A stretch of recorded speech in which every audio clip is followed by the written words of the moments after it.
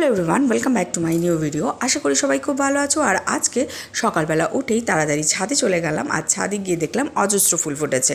তো এত ফুল তো আজকে পুজোতে লাগলো না, তাই ভাবলাম ছাদে পড়ে থেকে বেকার নষ্ট হবে, তাই ঘরে এনে সাজিয়ে নিলাম।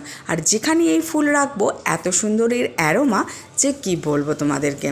আর তারপরেই চলে গেলাম রান্নাঘরে, আর রান্নাঘরে গিয়ে আজকে একদম ইজি প্রসেসে বানিয়ে নিলাম দই সর্ষে আর মাছ। তো এটা কিন্তু যারা জব করো তোমরা তাদের জন্য ভীষণই ইউজফুল হতে চলেছে।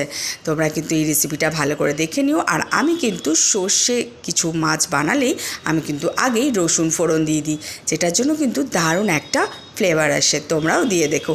আর অবশ্যই কিন্তু সর্ষে বাটার ঝোলে চিনি দিতেই হবে। আর এখানে কালারটা দেখে নাও। আর তারপরে আমি সুন্দর করে এখানে সার্ভ করে দিলাম আজকে শুধুই আর মাছের ঝাল আর ভাত।